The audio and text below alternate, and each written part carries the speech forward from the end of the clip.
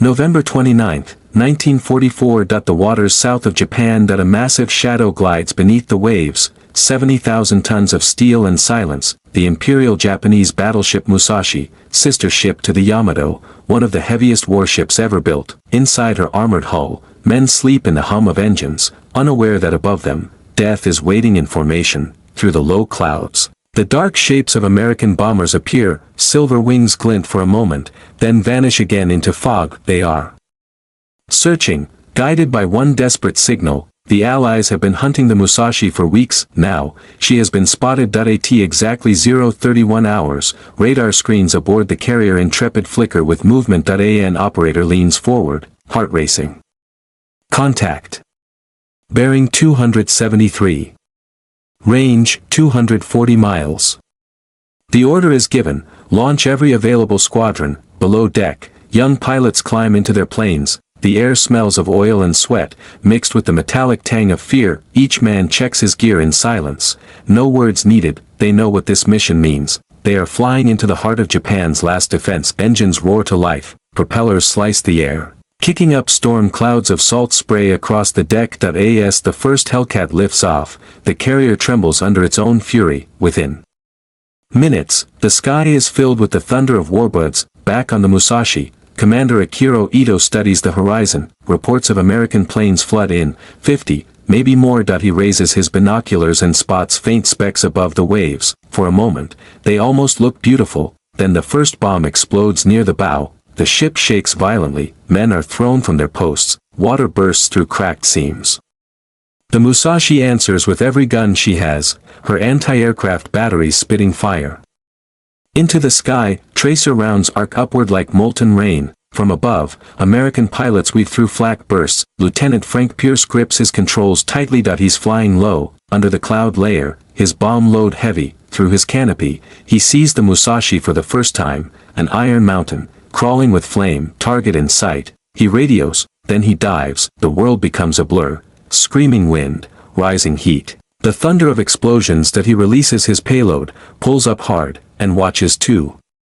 Direct hits bloom across the battleship's deck. A heartbeat later, shrapnel rips through his right wing, smoke fills his cockpit. Pierce can't see, oil sprays across the glass. He wipes it with his glove, but it's useless. The canopy is smeared black. His radio crackles with static. Pierce, pull up.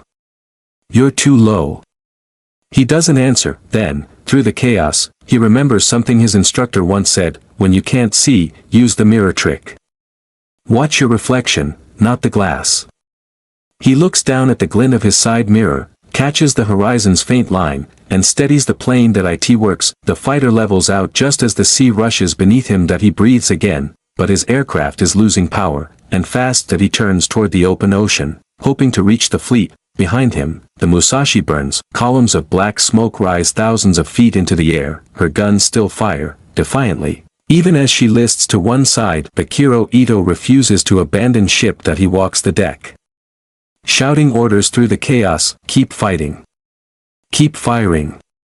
But it's over. The sea begins to swallow the giant point one by one. Her turrets go silent. At 7:35 p.m., Musashi slips beneath the surface, taking over 1,000 men with her. From above, the last American plane circles once, silently, then turns for home. Frank Pierce's plane sputters and dies before he reaches the carrier. He ditches near the Philippine coast, parachuting into rough waves.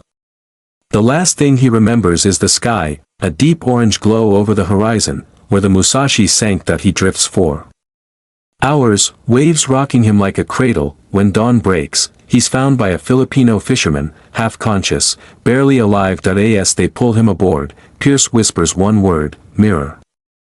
The fisherman doesn't understand, but years later, when Pierce tells his story, that single word will become a symbol of instinct, survival, and a moment when one trick saved a man from the sea. What no one knew then was that this small event, a pilot's survival, would ripple through the war's final months in unexpected ways. For in the Pacific, fate was preparing its next chapter, one that would test every ounce of courage left in those still fighting. December 1, 1944. Lady Gulf, the Philippines. The morning sun breaks through a veil of mist. On the horizon, wreckage still burns, silent reminders of the greatest naval battle the world has ever seen. Amid the floating debris, life continues aboard the American escort carrier St. Lo, its deck crews scrape soot from steel, preparing for another day. Below deck, Lieutenant Frank Pierce lies in the infirmary, his arm bandaged, his uniform torn, his face lined with exhaustion that he stares at the ceiling. Fan turning slowly above him, the hum of engines beneath his bed, each vibration reminds him he's alive, barely. The nurse beside him, Ensign Marie Harlow, replaces his four with practiced calm. "You're lucky," she says softly. Pierce blinks. "Luck," he murmurs. "Tell that to the ones who went down with Musashi." Marie doesn't answer. She's seen too many men speak like that. The ward is full, pilots with burns, sailors with shrapnel wounds, men too young to understand what they've survived. Outside, the smell of salt and cordite hangs in the air like smoke that never fades. Pierce closes his eyes that eye in the darkness. He still hears the roar of his engine, the scream of wind, the sound of bullets striking metal. He dreams of the Musashi, sinking in fire, when he wakes. His hands are trembling. 2 days later, Pierce is cleared for duty. He insists on returning to the cockpit. The flight commander hesitates. The man barely escaped death, and his plane is gone, but replacements are few. Every pilot counts. By dawn, Pierce is back in flight gear, climbing into a new Hellcat. On the deck, crewmen salute as the engine roars to life. Marie watches from the railing, her hands clasped tightly. She mouths something he can't hear. "Maybe, come back." Then the catapult fires, and he's gone. Above the islands, the Pacific stretches endless and blue. The radio crackles with chatter, squadrons coordinating sweeps for Japanese remnants across the archipelago. But somewhere beyond the calm, a new weapon is waiting. At 1:41 hours, radar picks up a faint blip moving fast and low toward the fleet. At first, they think it's a friendly scout returning. Then, without warning, a flash cuts the sky. A single Japanese plane dives straight toward the St. Lo. Enemy inbound. Kamikaze. Kamikaze incoming. The alarm bell screams across the deck. Gunners open fire, tracers slicing through the air. But it's too late. The enemy aircraft slams into the carrier's flight deck, its bomb detonating deep below. The explosion rips through steel and flame. The St. Lo erupts, engulfed in fire from bow to stern. Men are thrown into the sea. Pierce, circling above, watches in horror as the ship vanishes in a column of black smoke. He dives instinctively, searching for survivors. Below, the ocean burns, bodies drift among flaming oil slicks. He can hear the screams even through his headset. He radios frantically. "Mayday. The St. Lo is hit. We've lost her." Command confirms it moments later. The first U.S. carrier sunk by a kamikaze attack. A new kind of warfare has begun. 1 Driven not by survival, but by sacrifice, Pierce circles one last time, powerless. Then he sees something in the water, a life raft. A handful of men wave frantically, among them Marie Harlow. Her face is blackened by soot, her uniform soaked, but she's alive. Pierce lowers altitude, opens his canopy, and shouts through the wind, "Hold on. I'll get you out." But his radio operator cuts in, "Fuel critical. Return to base." He hesitates, staring down at the burning wreck, then nods. He banks away, heart sinking. By dusk, the survivors are picked up by a nearby destroyer. Pierce lands safely but doesn't speak for hours. That night, in the dim light of the officer's tent, he stares at his reflection in a small metal mirror, the same one that saved him days ago. Now, it shows him the cost of living. He whispers to himself, "They died diving into fire, and we call them enemies." Then he closes the mirror and slips it into his flight jacket, not as a keepsake, but as a reminder. Tomorrow, he will fly again. Outside, the sea glows faintly under a red horizon. Ships burn quietly in the distance. The world feels smaller, darker, and somewhere, far beyond the Pacific, Japan's high command is already planning the next wave of kamikaze strikes. War is changing, and for men like Frank Pierce, so is the meaning of courage. January 5, 1945. The Philippine Sea, gray waves roll under a low sky, rain drifts like mist across the horizon, blurring the line between air and water. On the deck of the carrier Lexington, preparations begin for another strike. Engines warm. Men hurry through the drizzle. The war hasn't slowed. Lieutenant Frank Pierce walks across the wet deck, his flight helmet under one arm. He hasn't spoken much since the loss of St. Lo. He carries the same metal mirror in his breast pocket. dented, scratched, still shining faintly. To him, it's no longer luck. It's survival's burden. Below deck, mission briefings echo in a low monotone. Target, Luzon, objective. Cripple Japanese airfields ahead of the planned invasion. Every man knows the danger. Kamikazes now come in waves, faster, more precise. Even the skies feel hostile. Pierce listens quietly. When the commander asks for volunteers for low-level strikes, his hand rises first. There's no hesitation, no bravado. Only duty. Someone has to fly the first line. By dawn, the sky clears, the squadron takes off. Into pale gold light, climbing over the sea toward Luzon, radio chatter fills the air, clipped, professional, each word carrying weight. Pierce leads the formation. Below them, the Philippine coastline emerges. Jungles, rivers, small villages scarred by months of war, smoke curls from distant fires. It's hard to tell where the battlefield ends and the world begins. At 1:19 hours. The first anti-aircraft bursts rise from the ground. Pierce calls, flak ahead, stay tight. The squadron dives, bomb doors open, explosions roll through the air like thunder. Through his gun sight, Pierce sees Japanese fighters scrambling to intercept. Zeros, fast, agile, painted with the red sun. They climb like hawks. The sky becomes a storm of bullets and vapor trails. Pierce rolls left, dodging tracers. A zero flashes past his wingtip. He squeezes the trigger. Short bursts. The enemy plane bursts into flame. Spirals down. No cheer. No shout. Just silence. Pierce, you've got one on your tail. The warning comes too late. Rounds tear through his fuselage. Oil sprays the canopy again. The same nightmare. He jerks the stick, fighting for control. The mirror catches the light, his only horizon. He uses it to level his dive. Just as before, the trick works again, but barely. He's losing altitude fast, his right engine trailing smoke. He radios through static. I'm hit, heading west toward open water. No response. The channel is chaos. Pierce grits his teeth, trying to coax life from the dying engine. But the sea rises to meet him. He ditches hard, metal groaning, waves exploding around him. The canopy shatters, cold water rushes in. He kicks free, gasping, as his aircraft sinks nose first beneath the surface. Silence returns, vast, absolute. He clings to a piece of wreckage, soaked and shivering. Above, distant contrails fade into gray. The battle moves on without him. Hours pass. Then night. When dawn comes, he drifts near a small island. A group of Filipino resistance fighters spot the wreckage and pull him ashore. They carry him inland, through palm groves and muddy trails. He's too weak to speak. Inside a bamboo hut, a local doctor tends to his wounds. No uniform, no weapons, just kind eyes and trembling hands. The man introduces himself quietly, Dr. Ramos. We help Americans here. Pierce nods, whispering thanks. Days pass. Pierce recovers slowly, listening to the world beyond the jungle, the distant rumble of bombers, the crackle of gunfire on the wind. Each night, he takes out his mirror, watching fireflies reflected on its surface. He begins to see something new there, not survival, but purpose. He starts helping the resistance, repairing radios, mapping enemy positions, guiding supply drops. To them, he's not just a downed pilot, he's a symbol of hope that the world beyond these islands hasn't forgotten them. Then one evening, word arrives. The Americans are coming. General MacArthur's forces have landed on Luzon. The liberation of the Philippines has begun. Pierce stands at the shore that night, watching flashes of artillery on the horizon. He whispers into the wind, maybe the war's turning. But deep down, he knows, the storm is far from over.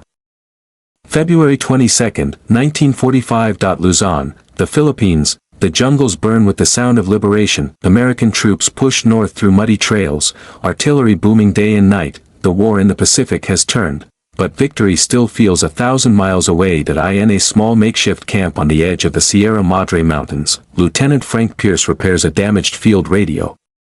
His uniform is torn, his beard unshaven, his hands scarred by weeks of fighting alongside Filipino guerrillas. To them, he's not an officer anymore, just another soldier surviving one day at a time. The jungle hums with life, insects, the rustle of leaves, distant gunfire. Pierce wipes sweat from his face. Dr.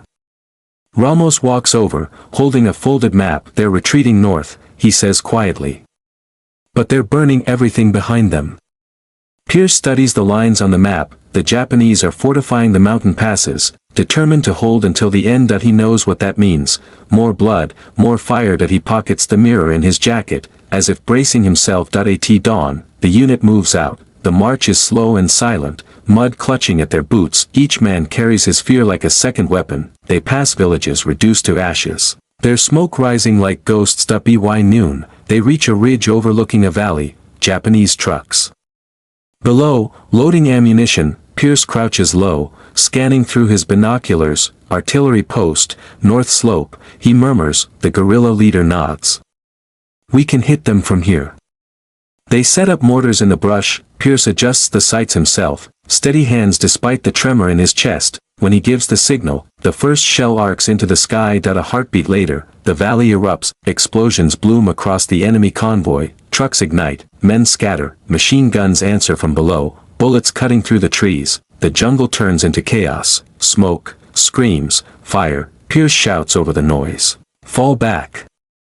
Keep moving.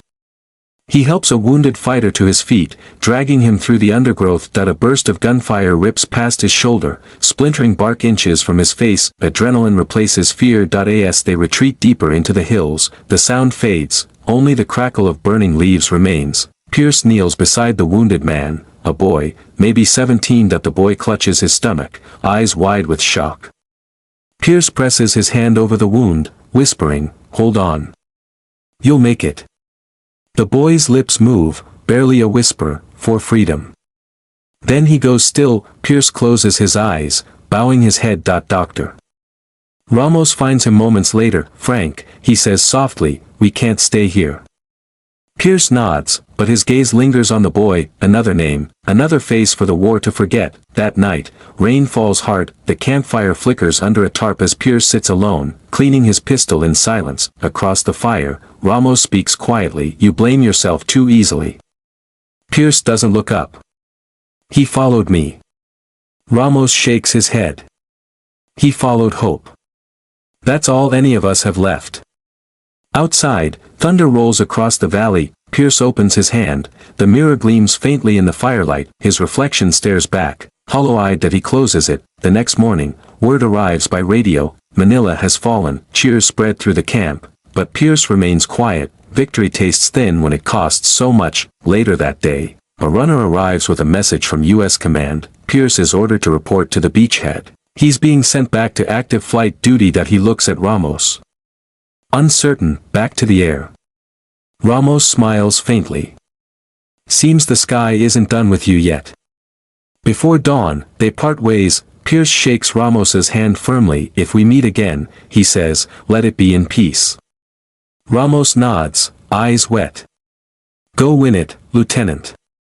Hours later, Pierce boards a transport plane bound for Leyte. Through the small window, he watches the jungle recede, green, endless, full of ghosts. He touches his jacket pocket, feeling the cool shape of the mirror. Somewhere deep down, he wonders how many times fate will let him walk away. As the engines drone steady and the horizon brightens, he whispers under his breath, "For them."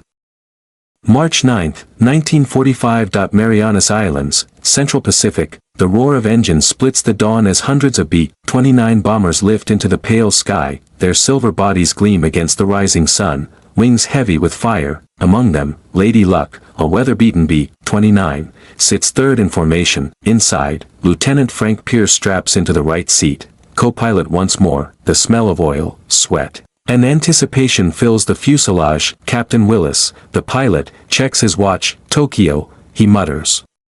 "Tonight we burn it." Pierce says nothing. He's flown countless missions before, but this one feels different. The target isn't an airfield, or a factory, it's the heart of a city. He closes his eyes briefly, seeing the faces of the guerrillas he left behind in Luzon. And then, the boy, over the intercom, the command comes through. "All aircraft, maintain course. Operation Meeting House is go." The Great Armada heads northwest, 300 bombers stretching across the sea. Below, waves flash silver under the moonlight. Every man aboard knows what this night means. Tokyo, the capital of the empire, will burn. 6 hours later, the coastline of Japan rises from the darkness. Searchlights pierce the sky in restless sweeps. Anti-aircraft guns begin to thud in the distance, faint at first, then thunderous. The city below glows faintly under blackout haze, sprawling and alive, approaching target. The navigator calls, the bomb bay doors grind open. A sudden cold rushes through the fuselage, the breath of death itself. Pierce looks down and sees a sea of rooftops, each one a home. At-135, the first wave releases its load. Clusters of M69 incendiaries tumble through the night, tiny sparks falling into darkness. Seconds later, Tokyo ignites. 1,000 fires bloom at once. Fanned by 40-mile winds, houses of wood and paper erupt into walls of flame. The city becomes an inferno, blocks collapsing. Rivers boiling. From 5,000 feet above, the sky glows orange, like sunrise over hell. Pierce grips the yoke tighter. God, he whispers. The radio crackles with shouts, planes weaving through smoke and flak. Tracer fire streaks upward like fiery needles. One bomber ahead takes a direct hit. It blossoms into light, then vanishes. Captain Willis fights the turbulence. Steady. We're over target. Pierce's hands move instinctively. Throttle, rudder, trim, muscle memory born from years of war. They drop their payload, the plane jolting as the weight releases. Below, rivers of fire twist through Tokyo's heart. Thousands run through the streets, silhouettes lost in the storm. Pierce watches through the glass, frozen. He can't look away. Bombs away, he says hoarsely. Willis glances at him. We did our job.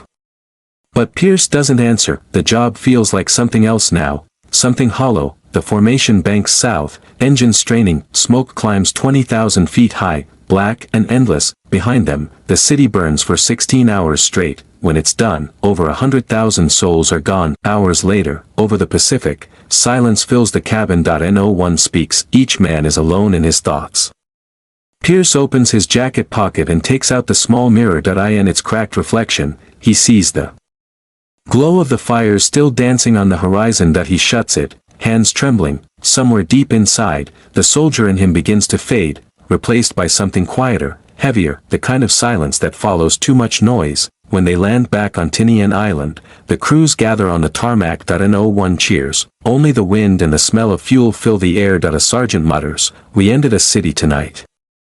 No one corrects him. Pierce walks alone to the shore. The ocean glimmers silver under the moon. He kneels, washing soot from his hands, but the black won't come off. He whispers, "For them, again." But this time, it feels like a plea. Behind him, the engines of returning bombers echo across the island. For the first time, he wonders not if they will win, but what winning will even mean. August 6, 1945. Imperial General Headquarters, Tokyo. A single decoded transmission from Hiroshima flickers across the wires, then, silence. No one understands at first, then word spreads through the corridors like a ghost. A single bomb. One city gone. 2 days later, Nagasaki follows. The Empire of Japan, after years of defiance and sacrifice, begins to collapse from within. Officers weep in empty offices, civilians kneel in prayer. The sky itself seems to mourn. August 15, 1945. Emperor Hirohito's voice, trembling yet calm, breaks the radio silence. The war situation has developed not necessarily to Japan's advantage. Across Asia and the Pacific, millions stop to listen. For the first time in history, Japan's divine emperor speaks to his people. The war is over. On the island of Tinian, Lieutenant Frank Pierce stands by the airfield, watching the men celebrate. Some shout, others cry, many simply sit and stare at the horizon. Victory. The word feels heavy. He looks up as the last formation of bombers circles overhead, their engines echoing like thunder fading into distance. He pulls the small cracked mirror from his flight jacket. The same one he carried through every mission. The glass catches the sunlight, trembling in his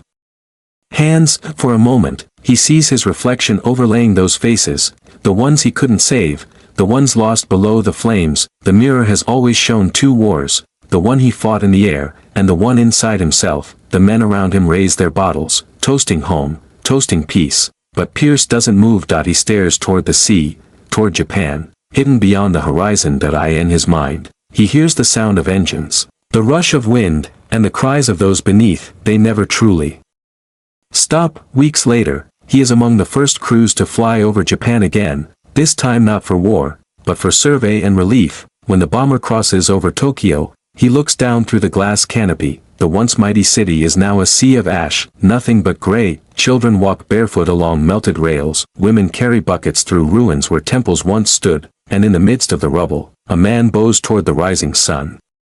Pierce stares in silence that he understands now, this wasn't victory. It was survival. On September 2, 1945. Tokyo Bay, the USS Missouri lies anchored under clear skies. Representatives of the Japanese Empire step forward, their faces solemn, their footsteps echoing on steel. General Douglas MacArthur stands tall, reading from the instrument of surrender. Cameras click.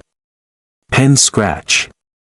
History seals itself. Pierce watches from a nearby ship, his hands resting on the rail. The harbor is quiet except for the gulls and the whisper of the wind. When the ceremony ends, a cheer erupts, but he doesn't join in. He simply looks down at the water and sees his reflection ripple in the waves. That night, he writes his final log entry. His handwriting shakes. I have seen men burn the sky and call it victory. That I have seen mercy in the eyes of an enemy. Maybe war is not won by those who fight, but by those who choose not to. He closes the journal and sets it beside the mirror. For the first time in years, he feels the weight lift, not gone, but lighter, like smoke after a long fire. Back in the United States, parades fill the streets, flags wave, bands play, children climb lampposts to see the soldiers march. Pierce walks among them quietly, his uniform pressed, his medals gleaming, yet his eyes distant. That he smiles when spoken to. But behind that smile lies a silence deeper than any sound of war. In a quiet corner of a small Midwestern town, he builds a life. A home. A garden. Sometimes he looks to the sky when a plane passes, always looking, always remembering that he keeps the mirror on his desk, the crack untouched. A reminder of what reflection costs. Years later, he'll sit by the window on an autumn morning, listening to the radio as another war begins, far away. Another generation repeating what they swore to end. He'll close his eyes, whispering to himself, remember what we became. And as the sun rises, the world keeps turning, unaware of the ghosts that still fly above it. The skies are quiet now, but the echoes remain. In the burned out cities, in the hearts of those who came home, and in the silence between memories, because war doesn't end when the guns go silent. It ends when the memories finally fade, and sometimes, they never do.